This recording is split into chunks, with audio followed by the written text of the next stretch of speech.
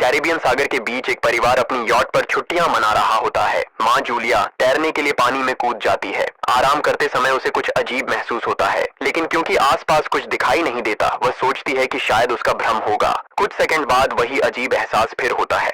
इस बार भी कुछ नजर नहीं आता, लेकिन अब वह घबरा जाती है और यॉट की तरफ तैरना शुरू करती है। तभी अचानक कोई उसकी टांग खींचने लगता है और वह मदद के लिए जोर जोर से चिल्लाने लगती है। उसकी बेटी कैसी हेडफोन लगाकर म्यूजिक सुन रही होती है, इसलिए उसे कुछ सुनाई नहीं देता। पति टॉम और बेटा बेन मछली पकड़ने में व्यस्त होते हैं। जूलिया पानी के ऊपर टिकने की कोशिश करती है, लेकिन मुंह में पानी जाने की वजह से चिल्लाना मुश्किल हो जाता है। थोड़ी देर बाद टॉम को एहसास होता है कि काफी देर से उसने जूलिया को नहीं देखा। वह यॉट पर उसे ढूंढता है और फिर अपनी पत्नी को खतरे में देख लेता है। वह बच्चों को बुलाता है, यॉट को उस तरफ ले जाता है और पानी में कूद जाता है। जल्दी से जूलिया तक पहुंचकर उसे संभालता है और यॉट की ओर तैरता है। बच्चे दोनों को ऊपर खींच लेते हैं। परिवार जूलिया को संभालता है, लेकिन जूलिया खुद को समझाती है कि शायद लहरों की वजह से ऐसा हुआ होगा।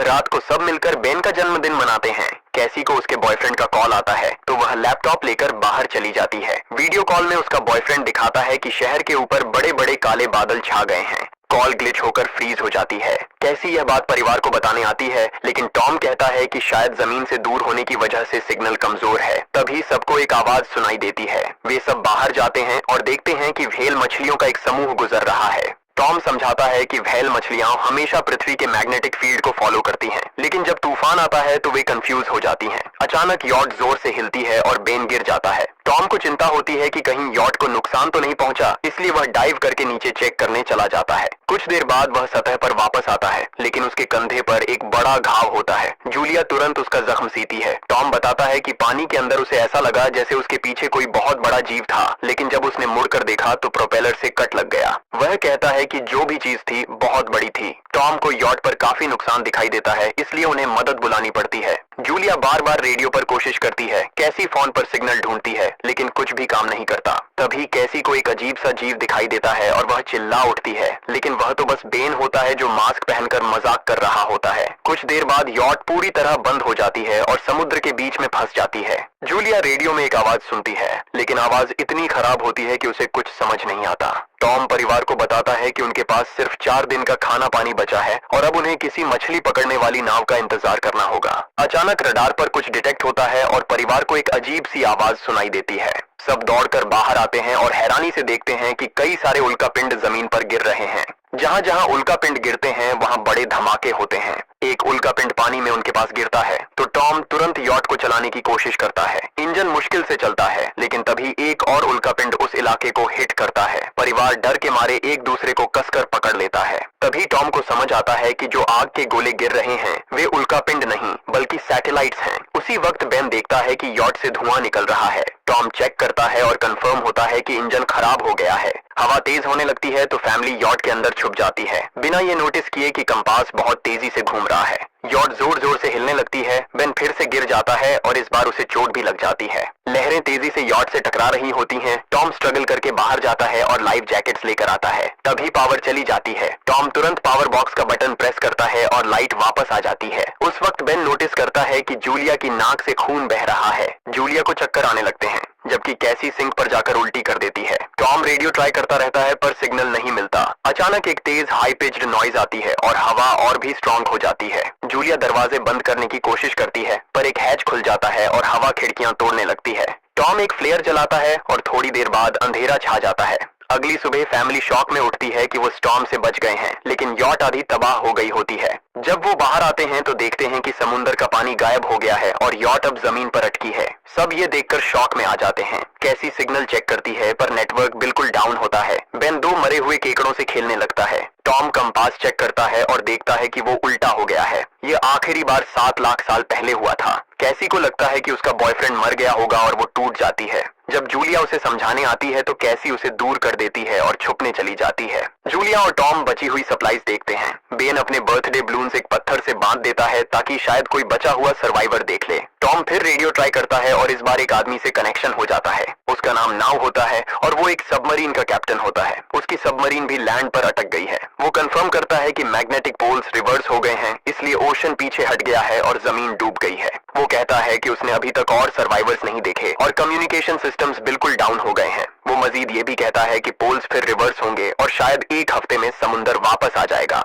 वो फैमिली को वार्न करता है कि जितना हो सके ऊंची जगह चढ़ जाओ, क्योंकि जब पानी वापस आएगा तो वो बहुत खतरनाक होगा। वो बोलता है उसका पार्टनर क्रैश में मारा गया और सबमरीन में बस 3 लोगों की ही जगह है। जूलिया और टॉम उससे कहते हैं कि प्लीज हमारे बच्चों को बचा लो। वो उन्हें अपने कोऑर्डिनेट्स दे देता है। टॉम कैलकुलेट करता है कि सबमरीन तक पहुंचने में 2-3 दिन लगेंगे। वो फैमिली से कहता है आज रात अच्छे से आराम कर लो, कल सुबह हम निकलेंगे। अगली सुबह फैमिली सामान पैक कर रही होती है, तभी टॉम को पास में कुछ हिलता हुआ दिखता है। वो एक लंगड़ा आदमी होता है जिसके हाथ में हार्पून होती है और साथ में एक कुत्ता लगातार भौंक रहा होता है। टॉम उसके पास जाता है और उसे पानी की बोतल देता है, लेकिन वो आदमी कुछ ऐसी भाषा में बोलता है जो टॉम समझ नहीं पाता। पानी पीने के बाद वो अजनबी अचानक टॉम के सिर पर बोतल मारता है और चेहरे पर जोर का लात मार देता है। जूलिया डर के मारे भागती है, लेकिन तब तक देर हो चुकी होती है। वो आदमी टॉम के पेट में हार्पून घुसा चुका होता है। टॉम कुछ पल तक तड़पता है और फिर वो उसकी गर्दन भी काट देता है। फिर वो आदमी जूलिया के पीछे भागता है और उस पर हार्पून फेंकता है, जिससे उसके कंधे में चोट लग जाती है। जूलिया दर्द सहते हुए यॉट के अंदर भागती है और बच्चों को बोलती है कि छुप जाओ। वो दरवाजा लॉक कर देती है। कैसी और बेन सोफे के अंदर घुस जाते हैं। जूलिया उन्हें फ्लेयर गन पकड़ाती है और खुद एक चाकू लेकर बाथरूम में छुप जाती है। वो आदमी दरवाजे पर जोर जोर से धक्के मारता है और आखिर अंदर घुस ही जाता है। पहले वो थोड़ा खाना उठाता है और फिर यॉट में इधर उधर ढूंढने लगता है, फिर बाथरूम की तरफ जाता है, लेकिन जूलिया समझदारी से एक छोटे छेद से बाहर निकल जाती है। वो आदमी सोचता है कि जूलिया भाग गई, लेकिन जैसे ही वो धीरे से निकलने लगती है, उसका कुत्ता उसे देख लेता है और भौंकने लगता है। कुत्ता उस पर झपटता है तो जूलिया चाकू से उसे मार देती है। कुत्ते की चीख सुनकर वो आदमी बाहर आता है और अपने कुत्ते की लाश देखकर आग बबूला हो जाता है। इस बीच जूलिया यॉट के दूसरे साइड से अंदर जाने की कोशिश करती है। वो ऊपर चढ़कर टूटी हुई खिड़की से अंदर घुसने लगती है, लेकिन वो आदमी पहले ही वहां पहुंच जाता है। वो उसे पकड़कर जोर से मुक्का मारता है, जिससे वो नीचे गिर जाती है। जूलिया फर्नीचर पकड़कर बचने की कोशिश करती है, लेकिन वो आदमी उसे लात मारकर दूर फेंक देता है। फिर वो उसकी कलाई पर पैर रख देता है ताकि वो चाकू छोड़ दे, और फिर उसके बाल पकड़कर उसका चेहरा जमीन पर दे मारता है और सोफे पर फेंककर उसका गला दबाने लगता है। बच्चे ये सब कुछ देख रहे होते हैं। कैसी बाहर निकलकर फ्लेयर गन चलाती है जो सीधा उस आदमी को लगती है। वो जल उठता है और यॉट में आग फैलने लगती है। बच्चे तुरंत भाग जाते हैं, लेकिन जूलिया वापस आती है। वो उसे एक किक मारकर गिराती है, मैप और बैग उठाती है और वहां से भाग जाती है। बेन और कैसी अपने पापा के पास जाकर रोने लगते हैं। जूलिया भी उनके साथ बैठ जाती है और तीनों मिलकर आंसुओं के साथ टॉम को आखिरी अलविदा कहते हैं।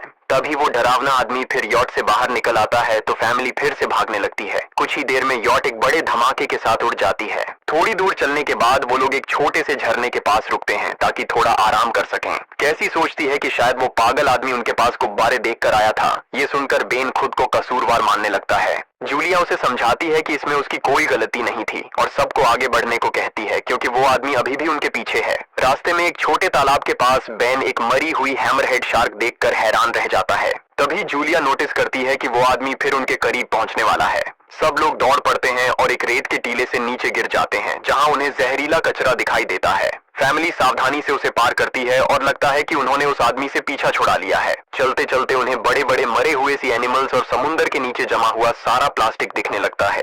बेन धीरे धीरे चलने लगता है तो जूलिया समझ जाती है कि वो डिहाइड्रेशन के करीब है। वो सबको रुकने को कहती है। जब वो पानी की बोतल देखती है तो उसे झटका लगता है। बोतल में पानी लगभग खत्म हो चुका होता है। कैसी को एहसास होता है कि शायद उसने बोतल ठीक से बंद नहीं की थी। जूलिया गुस्से में चिल्लाती है कि उसकी लापरवाही की वजह से पानी खत्म हो गया। कैसी जवाब देती है, क्या फर्क पड़ता है, वैसे भी हम बचने वाले नहीं हैं। दोनों के बीच लंबी बहस होती है, फिर भी फैमिली आगे चलती रहती है। कुछ देर बाद उन्हें एक क्रैश हुआ प्लेन मिलता है। अंदर कुछ हिलता डुलता देख सब डर जाते हैं, लेकिन वो सिर्फ कुछ पक्षी होते हैं। फैमिली तय करती है कि रात यहीं प्लेन के अंदर गुजारेंगे। वो थोड़ा सा स्नैक शेयर करते हैं और जूलिया को टॉम की जैकेट में एक फैमिली फोटो मिलती है, जिसे देखकर उसका दिल टूट जाता है। कैसी पूछती है, मॉम आप और डैड की लव स्टोरी क्या थी? जूलिया मुस्कुराकर बताती है, टॉम हॉस्पिटल में मेरा पेशेंट था। फिर एक दिन उसने फूल और एक प्यारी सी कविता देकर अपना प्यार जताया था। रात के बीच में कैसी प्लेन से बाहर जाती है। तभी वो डरावना आदमी उसे पीछे से पकड़ने की कोशिश करता है, लेकिन जूलिया अचानक पीछे से उस पर टूट पड़ती है और बार बार चाकू से वार करके उसे मार देती है। कैसी अपनी माँ को गले लगाकर शांत करती है। अगली सुबह उस आदमी की लाश पर कीड़े गुंड पड़े होते हैं। फैमिली नोटिस करती है कि उसके शरीर पर कई काटने के निशान हैं, मतलब इस एरिया में कोई खतरनाक जीव छिपा हुआ है। जैसे ही वो लोग वहां से निकलते हैं, केकड़े उसके मुंह से बाहर निकल आते हैं। कुछ घंटों बाद जूलिया और कैसी मैप देख रही होती हैं, लेकिन लेकिन बेन धीरे से आगे निकल जाता है। जूलिया चिल्लाती है, रुक जाओ, लेकिन बेन एक तालाब में झुककर पानी पीने लगता है। जूलिया तुरंत उसे खींचकर बाहर निकालती है और समझाती है कि अनजान पानी उसे बीमार कर सकता है। धूप बहुत तेज हो जाती है तो फैमिली अपने सिर कपड़ों से ढक लेती है। बेन को चक्कर आने लगते हैं। तभी उन्हें कुछ पुराने कुर्सियां मिलती हैं और जूलिया कैसी उनसे एक टेम्पररी शेल्टर बना लेती है। जूलिया बेन को इंजेक्शन लगाती है और तय करती है कि वो रात वहीं बिताएंगे। सुबह जूलिया एक अजीब सी आवाज सुनकर उठती है। बाहर जाकर देखती है तो क्रैब्स का एक बड़ा झुंड उनकी तरफ आ रहा होता है। वो तुरंत बच्चों को उठाती है और तीनों भागना शुरू कर देते हैं। भागते भागते उन्हें एक बड़ा कार्गो शिप दिखाई देता है। वहाँ 3 क्रू मेंबर्स जिंदा होते हैं। एक औरत उनकी मदद करना चाहती है लेकिन बाकी 2 आदमी मना कर देते हैं और तीनों फैमिली को बाहर छोड़कर कंटेनर लॉक कर लेते हैं। क्रैब्स पास आ जाते हैं। जूलिया बच्चों को कंटेनर के ऊपर चढ़ाती है। खुद जब चढ़ने लगती है तो क्रैब्स उसके पैर को जोर से काट लेते हैं। बच्चे उसे खींचकर ऊपर चढ़ाते हैं, नहीं तो वो नीचे गिर जाती। कंटेनर के एक छेद से आधे क्रैब्स अंदर घुस जाते हैं। क्रू मेंबर्स फायरिंग शुरू करते हैं लेकिन क्रैब्स उन पर हावी हो जाते हैं और दोनों को मार डालते हैं। आखिरी आदमी छत के होल तक पहुंचता है लेकिन क्रैब्स उसे भी नीचे खींच लेते हैं और वो भी मर जाता है। जूलिया अपने जख्म पर पट्टी बांधती है और बेहोश हो जाती है। कुछ देर बाद जब वो उठती है तो खुद को रेत के तूफान के बीच अकेली पाती है। वो घबराकर बच्चों को ढूंढने लगती है। एक मरी हुई औरत का हथियार उठाती है और जोर जोर से चिल्लाती है। कैसी उसकी आवाज सुनकर लौट आती है और बताती है कि वो और बेन मदद ढूंढने गए थे लेकिन कोई नहीं मिला। फिर दोनों बेन से मिलते हैं जिसे एक खुला कंटेनर मिलता है जहां वो तूफान खत्म होने तक रुक सकते हैं। जूलिया टॉम का लाइटर निकालती है और अपने जख्म को जलाकर बंद करती है जो बेहद दर्दनाक होता है। तूफान थमने के बाद उन्हें एक और कंटेनर मिलता है जिसमें बहुत सारी पानी की बोतलें होती हैं। बॉडीज चेक करते वक्त उन्हें एक रेडियो और एक गन भी मिलती है। जूलिया नाव से संपर्क करती है और बताती है कि मैप खो गया है। इस पर नाव बताता है कि उन पर आर्थ्रोपॉड्स ने हमला किया था, वो अब इसके जीव हैं जो ऑक्सीजन की वजह से पूरी तरह पागल हो चुके हैं। अब नाव फैमिली को जल्दी करने को बोलता है क्योंकि उसके इंस्ट्रूमेंट्स ने कैलकुलेट किया है कि समुद्र उम्मीद से ज्यादा जल्दी वापस आएगा और उनके पास सिर्फ कुछ घंटे बचे हैं। वो एक फ्लेयर शूट करता है और फैमिली उस दिशा में चलना शुरू करती है। लंबी वॉक के बाद फैमिली को एक टूटा हुआ टॉयलेट मिलता है जिसमें बेन पेशाब करता है। अब वो लोग आखिरकार सबमरीन को पास ही देख लेते हैं लेकिन वहां पहुंचने के लिए उन्हें एक बड़ा चट्टानी रास्ता पार करना होगा। जैसे ही वो रास्ते से गुजरते हैं दीवारें हिलने लगती हैं और पत्थर गिरने लगते हैं जिससे एक भयानक रॉक स्लाइड हो जाता है। जूलिया तुरंत अपने बच्चों को साइड में धक्का देती है और खुद भी पीछे हट जाती है ताकि कुचली न जाए। अब एक पत्थर की दीवार उनके बीच आ गई है। जूलिया बच्चों से कहती है कि वो बिना उसके आगे बढ़ जाए लेकिन कैसी मना करती है और जोर देती है कि उसकी माँ को चढ़ने की कोशिश करनी चाहिए। बहुत बहस होती है और चिल्लाने के बाद जूलिया वादा करती है कि वो बाद में अपने बच्चों को ढूंढ लेगी। मजबूर होकर कैसी अपने भाई को खींचकर आगे ले जाती है। बच्चे चट्टानी रास्ता चढ़कर सबमरीन की तरफ भागते हैं लेकिन वहां पहुंचकर देखते हैं कि नाव बाहर खून में लथपथ पड़ा है। वो समझाता है कि उसके लिए सब खत्म हो गया है और अब बच्चे सबमरीन ले सकते हैं। ये सोचकर कि एक एक्स्ट्रा जगह होगी, कैसी वापस अपनी माँ को ढूंढने भागती है। तभी जूलिया केकड़ों को आता देखती है और वो फायरिंग शुरू कर देती है। कुछ केकड़ों को वो मार देती है लेकिन झुंड बहुत बड़ा होता है और सबसे लड़ना मुश्किल हो जाता है। उसी वक्त कैसी दीवार के ऊपर दिखाई देती है और हाथ आगे बढ़ाती है तो जूलिया अपने घायल पैर के बावजूद तेजी से चढ़ना शुरू करती है। कैसी की मदद से वो दूसरी तरफ पहुंच जाती है और दोनों साथ में सबमरीन की तरफ भागते हैं। बेन पहले से ही ऊपर खड़ा होता है और फायर खोल देता है ताकि केकड़े डिस्टर्ब रहें जब तक फैमिली ऊपर चढ़ जाए। केकड़े नाव के शरीर तक पहुंचते ही तुरंत उसे खाने लग जाते हैं। जूलिया गन उठाती है और फायरिंग जारी रखती है जब तक बच्चे अंदर चले जाएं। जब वो सुरक्षित हो जाते हैं जूलिया समझती है कि गोलियां खत्म हो गई हैं तो वो गन केकड़ों पर फेंक देती है और अपने बच्चों के साथ अंदर चली जाती है। फैमिली हैच को अच्छे से लॉक करती है और खिड़की से केकड़ों को सबमरीन के चारों तरफ देखती है। इसी वक्त समुद्र वापस आ जाता है तो तीनों तुरंत अपनी सीटों पर बैठकर बेल्ट पहन लेते हैं और एक दूसरे का हाथ पकड़ लेते हैं। तेज लहरें सबमरीन को जोर जोर से इधर उधर फेंकना शुरू कर देती हैं, जिससे जूलिया को पूरी जर्नी के विजन दिखने लगते हैं और कैसी उल्टी कर देती है। जल्दी ही वो हाई पिच आवाज वापस आती है और फैमिली बेहोश हो जाती है। कुछ देर बाद जूलिया और बच्चे होश में आते हैं और खुद को जिंदा देखकर खुश होते हैं। वो हैच अनलॉक करके बाहर निकलते हैं और देखते हैं कि लहरों ने सबमरीन को एक तबाह शहर में गिरा दिया है, यानी अब जिंदा रहने और नया जीवन शुरू करने की उम्मीद है।